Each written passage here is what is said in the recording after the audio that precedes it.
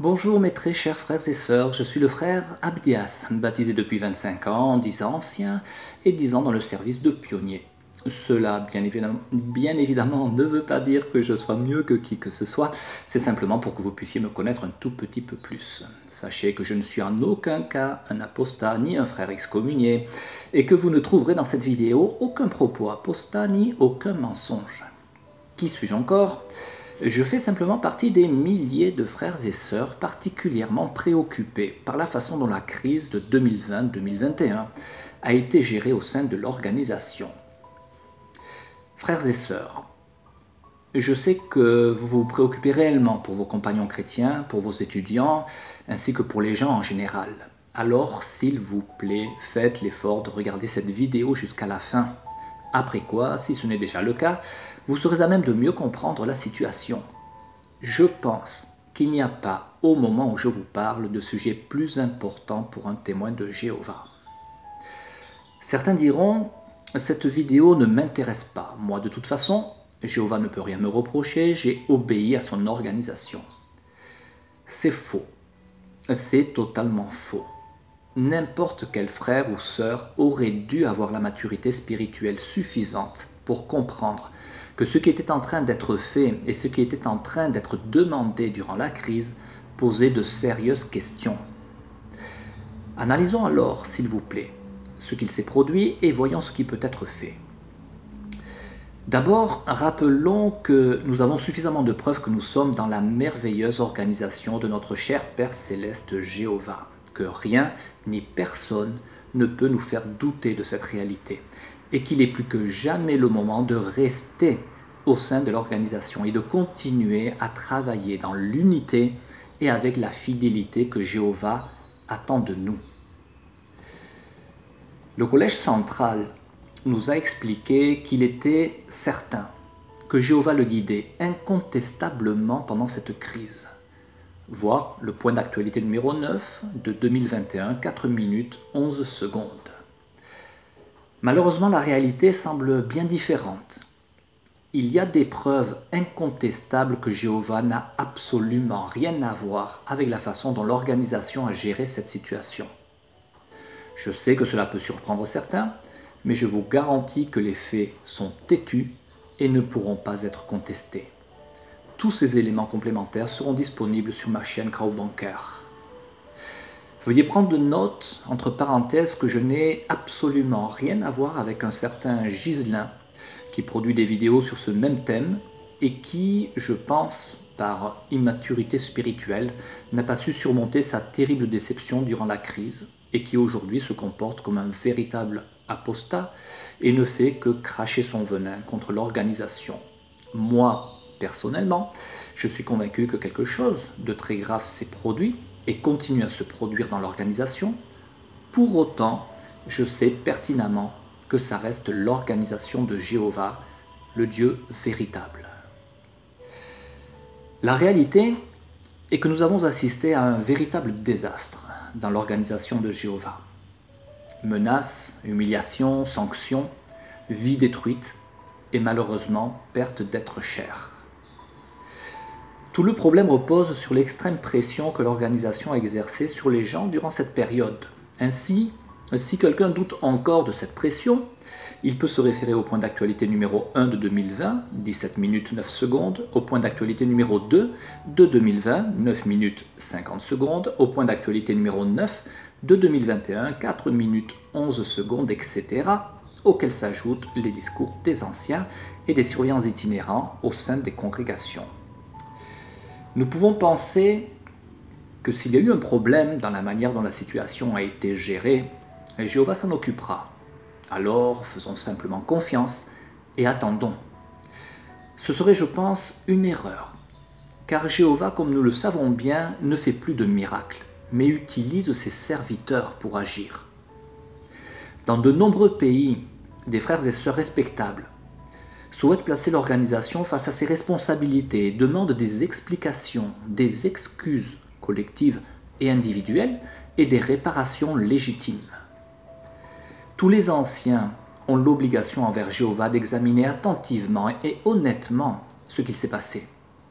Si vous concluez individuellement que quelque chose d'inquiétant s'est produit ou est en train de se produire, vous devez contribuer à résoudre le problème. C'est ce que Jéhovah attend de chaque membre de son organisation. Comme nos chers frères du Collège central, beaucoup d'entre nous avons reçu de la part de notre cher Père Céleste 10, 20, 30, 40 ans ou plus de formation pour comprendre la Bible et savoir ce qu'elle enseigne, ce qui est bien et ce qui est mal. Ce qui s'est passé durant la crise, visiblement, n'est pas bien. Durant celle-ci, le Collège central a négligé 9 principes bibliques que vous connaissez tous, donc je ne vais pas les citer. Premier principe, le principe biblique de ne pas mettre notre vie ou celle des autres en danger. 2. Principe d'autorité familiale. C'est le mari qui décide si ses enfants mineurs doivent être piqués. Le Collège central ne peut donc pas continuer à faire pression sur sa femme pour qu'elle fasse piquer ses enfants et obéisse aux recommandations des gouvernements et de l'organisation si le mari a pris une autre décision. 3. Principe de ne pas altérer l'unité au sein de l'organisation. 4. Principe de toujours écouter les 2 points de vue pour se faire une opinion. Les frères du Collège central nous avaient fortement dissuadés d'écouter les médias alternatifs qui, de manière générale, avaient totalement raison. 5. Principe de ne pas empêcher les frères qui le souhaitent de parler en privé d'un sujet totalement personnel, à moins que ce sujet ne soit contraire aux principes bibliques, allant jusqu'à les menacer d'être notés, et si cela ne suffit pas, bien évidemment, excommunier. 6. Principe de ne pas insulter ni humilier ses frères et sœurs. 7. Principe de ne pas s'octroyer une autorité que Jéhovah ne leur a pas donnée, en l'occurrence, faire des recommandations sanitaires. 8. Principe de s'excuser auprès des frères et sœurs qu'ils ont blessés. 9. Principe de la dette de sang. De combien de vies détruites sont-ils responsables? Si vous avez compris l'extrême gravité de la situation, restons ensemble et réfléchissons à comment résoudre ce problème. Beaucoup de frères nommés répondront « ça m'est égal, Jéhovah ne peut rien me reprocher car j'ai obéi au Collège central en mettant la pression à mes frères et sœurs, lisant les annonces et prononçant les discours. » C'est-à-dire que ces frères ont préféré faire passer et continuent peut-être à faire passer l'autorité du Collège central par-dessus l'autorité de Jéhovah, allant même jusqu'à le rendre responsable, lui et Jésus, du véritable drame humain qu'ils ont provoqué. Et oui, c'est bien ce qu'ils font à chaque fois qu'ils remercient Jéhovah d'avoir si merveilleusement guidé le Collège central durant cette période. Ce que je m'apprête à développer maintenant est, à mes yeux, le plus préoccupant pour les frères et sœurs au sein de l'organisation. S'il vous plaît, soyez attentifs. Chacun sait faire la différence entre des instructions qui doivent être respectées et des suggestions que chacun est libre de respecter ou non, sans qu'il ait à subir des pressions ou des représailles. Malheureusement, il existe un incroyable et permanent conditionnement des frères et sœurs pour les obliger à obéir aveuglément aux instructions du Collège central, en leur faisant croire que tout ce qui se fait ou se dit dans l'organisation est la volonté de Jéhovah, ce qui est totalement inexact, non biblique, mais que l'énorme majorité de nos frères et sœurs croient. Comprenons bien, frères et sœurs, selon Hébreux chapitre 13, verset 17, nous devons obéir à ceux qui nous dirigent. C'est vrai, mais que dirigent-ils? Nos vies ou l'organisation? Nous connaissons tous la réponse. L'organisation. Ce qui veut dire par exemple que le Collège central a l'autorité pour décider comment les réunions sont organisées, comment les salles du royaume sont construites, ce qui se passe à l'intérieur des salles. Ils ont toute autorité pour décider si nous devons porter un masque dans les salles du royaume, comment se déroulent les réunions de prédication, si nous prêchons de façon organisée avec les frères et sœurs, comment nous devons prêcher.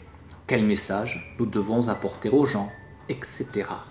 Ils ont également le droit et l'autorité d'intervenir si nous enseignons des choses qui ne sont pas en harmonie avec les enseignements de l'organisation ou si nous enfreignons des lois ou principes bibliques, étant donné que nous sommes identifiés comme témoins de Jéhovah. Ils peuvent fixer absolument toutes les règles qu'ils souhaitent. Ils en ont tout à fait le droit. Ils ont reçu ce droit de la part de Jéhovah. C'est biblique, tant que ces règles ne vont pas à l'encontre des lois de Jéhovah, bien évidemment. Sorti du cadre de l'organisation, le témoin de Jéhovah fait ce qu'il veut, tant qu'il n'enfreint aucune loi divine. C'est aussi simple que ça. Un membre de l'organisation qui insisterait pour qu'un frère ou une sœur fasse les choses à sa manière sur une décision de conscience agirait comme un apostat, puisqu'il serait en train de dominer sur la foi et la conscience de l'autre, ce qui est extrêmement grave aux yeux de Jéhovah, étant donné que cette personne essaierait de le priver de son libre arbitre. Je répète, un membre de l'organisation qui insisterait pour qu'un frère ou une sœur fasse les choses à sa manière, sur une décision de conscience, agirait comme un apostat, puisqu'il serait en train de dominer sur la foi et la conscience de l'autre, ce qui est extrêmement grave aux yeux de Jéhovah, étant donné que cette personne essaierait de le priver de son libre arbitre. Et même dans le cas où un frère déciderait de renoncer à un de ses droits pour ne pas faire trébucher son frère, ce serait parce que lui l'a décidé, parce que sa conscience l'a poussé à agir ainsi, et non parce qu'on l'y a forcé, ou parce qu'il s'est vu menacé de représailles s'il ne renonçait pas à son droit. Tout ceci, sauf cas très exceptionnel dont nous pourrions parler un jour. Sortis du cadre de l'organisation, les membres du collège central n'ont aucune autorité pour nous donner des instructions ou s'immiscer dans notre vie privée. Ils ne sont pas nos propriétaires. Vous souvenez-vous de cette déclaration du frère David Splain du Collège central qui, durant cette triste période, nous regardait droit dans les yeux, arborant son plus beau sourire, et nous disait « Nous sommes en train de vous apprendre à obéir. » Je crois que ce jour-là, les bras m'en sont tombés. Comprenez-vous le terrible danger de ce faux enseignement? Sachant que l'esclave fidèle et avisé est constitué d'hommes imparfaits, on comprend très facilement qu'ils peuvent se tromper. Il a fait des erreurs dans le passé. Aujourd'hui, il continue à faire des erreurs. Et il continuera à faire des erreurs parce que, comme nous le comprenons, il est imparfait. Nous comprenons donc aussi qu'ils peuvent commettre de graves erreurs, comme c'était le cas dans l'Antiquité, de la part des plus hautes autorités, les rois et les prêtres, à l'époque pourtant des miracles et des prophètes. En admettant que l'identité de l'esclave fidèle et avisé de Matthieu 24, 45 soit, cette fois-ci, la correcte, pourquoi Jéhovah lui a-t-il donné un avertissement si fort en Matthieu chapitre 24 ? Au verset 45, il parle clairement de l'esclave fidèle et avisé que Jésus a établi. Alors pourquoi les versets 48 à 51 parlent-ils d'une possible attitude très condamnable de la part de cet esclave? La réponse est évidente. Cet esclave peut en arriver à très mal agir et commettre de graves erreurs, ce qui est tout à fait normal, car ce sont des êtres humains imparfaits et ils font des erreurs. Eux-mêmes le reconnaissent dans de nombreuses publications. Question: sur qui Satan dirige-t-il ses attaques les plus violentes? Évidemment sur l'esclave fidèle et avisé. Pouvons-nous penser qu'aucune attaque de la part de Satan dirigée contre l'esclave fidèle et avisé depuis plus d'un siècle ne produise de résultats? Ce serait complètement déraisonnable de penser cela. La confiance que nous accordons au Collège central doit être relative et certainement pas absolue. C'est-à-dire que nous sommes convaincus que c'est l'organisation de Jéhovah, que Jéhovah la dirige au travers de Jésus, à travers le Collège central, pourquoi pas? Mais pour autant, nous gardons à l'esprit que le Collège central peut commettre de graves erreurs Et si certaines de ces erreurs le conduisent à ignorer les lois ou principes bibliques, dans ce cas, nous savons ce que nous devons faire. Nous devons obéir à Jéhovah au lieu d'obéir aux hommes.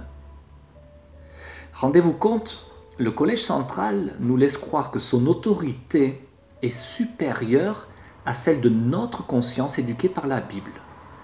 Ce qui veut dire en d'autres termes qu'il considère que nous leur appartenons. Je m'explique.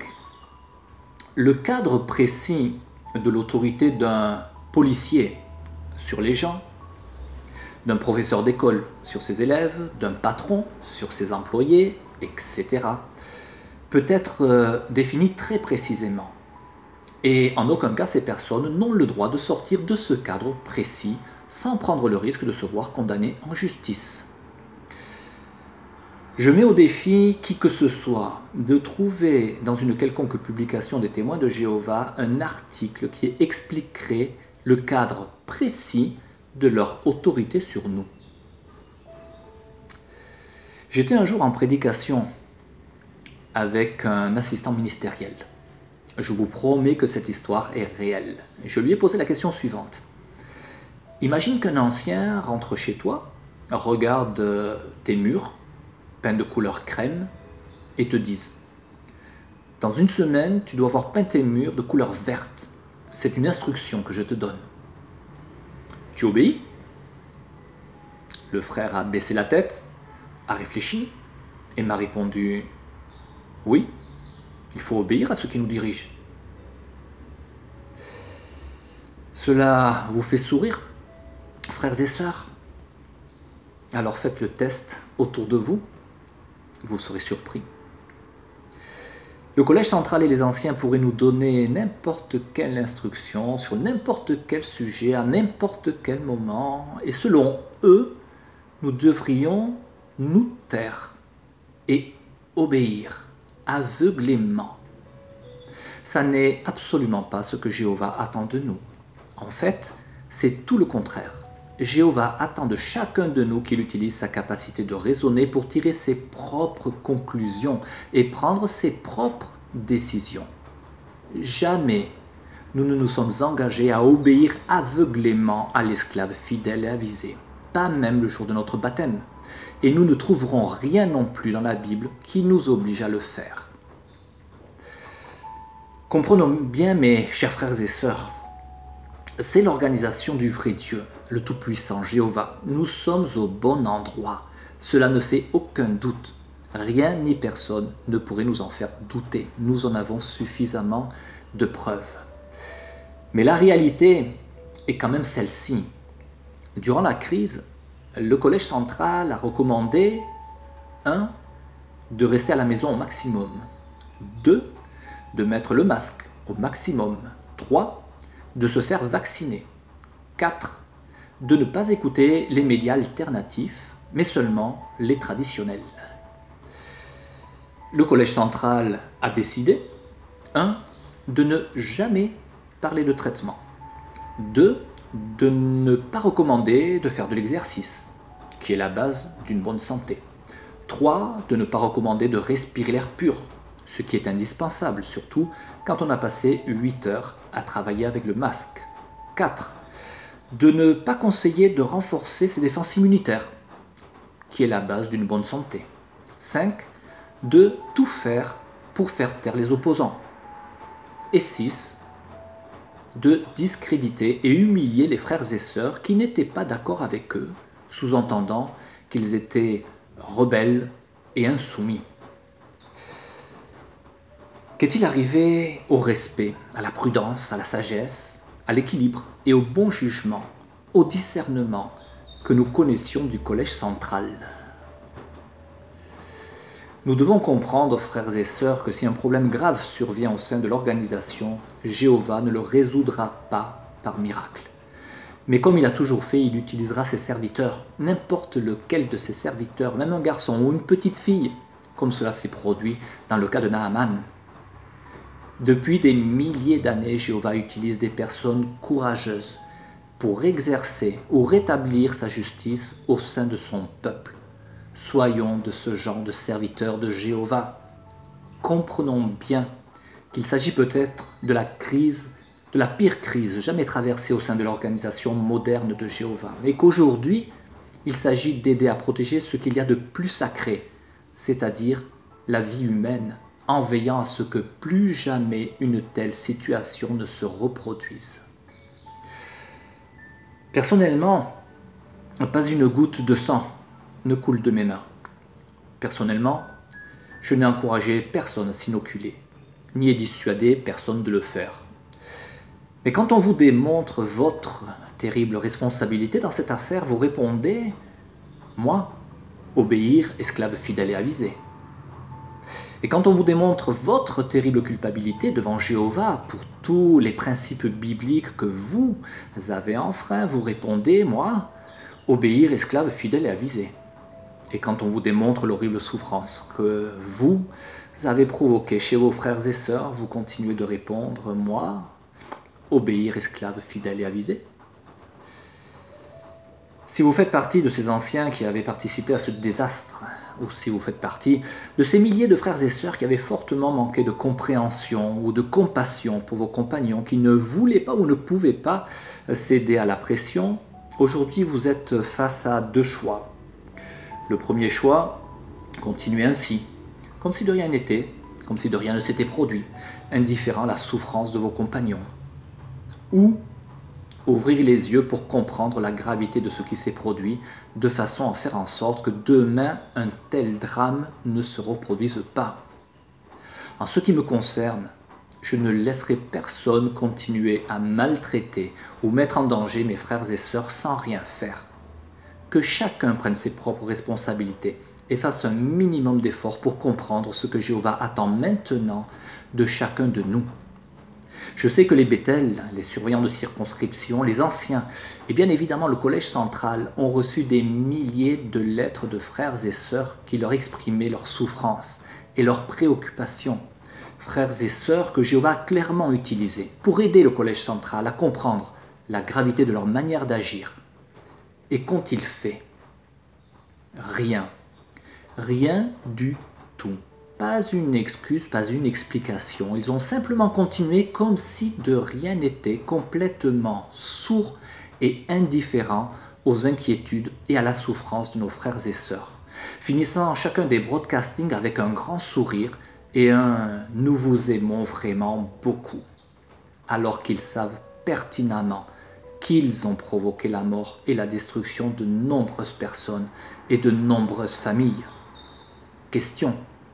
Lequel d'entre vous qui m'écoutez aurait encore l'audace de montrer son visage après ça? Voilà pourquoi aujourd'hui, malheureusement, j'ai dû me résoudre à rendre publique cette situation par le moyen de cette vidéo. Et s'il vous plaît, que personne ne tente une inversion accusatoire. Ils en sont les seuls responsables. Nos frères du collège central doivent savoir que nous aussi, nous les aimons vraiment beaucoup. Et c'est pour cette raison que nous sommes bien décidés à les aider à comprendre la gravité de ce qu'ils ont fait.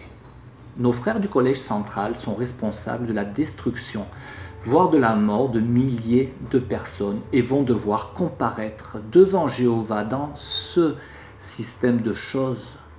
Non, ce ne sont pas des demi-dieux. Non.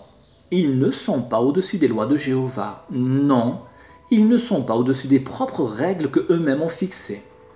C'est pourquoi, étant donné que toutes les conditions bibliques sont pleinement remplies, j'en appelle à ce que tous les membres du collège central bénéficient du même traitement bienveillant et plein d'amour dont doivent bénéficier absolument tous les membres de l'organisation de Jéhovah qui se sont égarés. Donc, pour leur bien et le bien de tous, je demande à ce que tous les membres du collège central soient traduits devant un comité de discipline religieuse afin qu'ils puissent s'expliquer et essayer de convaincre de leur repentir. Je le répète, ce ne sont pas des demi-dieux et ils ne sont pas au-dessus des lois de Jéhovah. Visiblement, ils ne le comprennent pas, ou bien ils le comprennent, mais se croient intouchables. N'importe lequel d'entre nous qui aurait fait le 10e de ce qu'ils ont fait, aurait immédiatement été traduit devant un comité de discipline religieuse. Alors, pourquoi pas eux? Pourquoi pas eux? Si vous n'avez pas la réponse à cette question, cela veut simplement dire que vous avez la réponse à cette question. Vous n'êtes pas d'accord? Alors que proposez-vous? D'attendre peut-être qu'il recommence à détruire, à ôter des vies? Et puis, s'il recommence, de continuer à attendre sans rien faire? Qu'il recommence, etc. Que proposez-vous? Que proposez-vous, frères et sœurs? Alors que peut-on faire? Le premier pas serait, je pense, de réaliser pleinement que nous ne sommes pas seuls. Nous sommes des centaines de milliers de frères et sœurs à partager cette analyse. Rappelez-vous, nous, ainsi que tous ceux qui se sont sincèrement repentis de ce qu'ils ont fait durant la crise, n'avons pas ou n'avons plus une seule goutte de sang sur les mains. Nous sommes ceux que Jéhovah autorise à marcher la tête haute dans cette affaire. Bien évidemment, en ce qui concerne le collège central, nous comprenons que leur faute est si lourde qu'ils auront besoin de bien plus qu'une prière de repentir pour remettre les choses en ordre avec Jéhovah. Qui que vous soyez, n'essayez pas, s'il vous plaît, de nous intimider, mais plutôt, à partir de maintenant, cessez de combattre contre Jéhovah, parce que vous ne l'emporterez pas. Et vous ne serez que les seuls responsables de votre propre lâcheté et de votre propre aveuglement. Ne sous-estimez pas le courage de millions de véritables serviteurs de Jéhovah épris de justice. Vous, frères du collège central, et vous, frères responsables des Bethel, je sais que vous avez reçu différentes plaintes juridiques. S'il vous plaît, n'utilisez pas les précieuses offrandes que nos frères et sœurs ont versées dans le tronc du trésor de Jéhovah au prix de sacrifices pour vous défendre juridiquement. Ou plutôt devrais-je dire, pour continuer dans votre fuite en avant, vous efforçant obstinément, verbalement ou dans votre cœur, à défendre l'indéfendable. Vous ne feriez qu'aggraver votre situation. Question pour les anciens. Si demain le collège central vous demande de remettre en danger la vie de vos frères et sœurs, comme vous l'avez fait il y a 2 ans, le referiez-vous? Non? Félicitations. Cela veut dire que vous avez tout compris à cette vidéo. Que faire concrètement, frères et sœurs? Donnez de la visibilité à ce message en likant cette vidéo. Abonnez-vous pour connaître la suite des événements. Laissez un commentaire dans cette vidéo et prenez un minimum de votre courage à 2 mains. Fixez-vous l'objectif de partager cette vidéo au moins à un frère ou une sœur. Vous pourriez lui dire en privé: j'aimerais connaître ton avis sur une vidéo. Tu permets que je te l'envoie? Tu pourras garder ça confidentiel, s'il te plaît? S'il vous demande de quoi il s'agit, vous pouvez lui répondre de quelque chose qui me paraît important. J'aimerais connaître ton avis sur une vidéo. Tu permets que je te l'envoie? Tu pourras garder ça confidentiel, s'il te plaît? Soyez attentifs, s'il vous plaît, aux mots de conclusion de cette vidéo. Frères et sœurs, la balle est dans votre camp maintenant.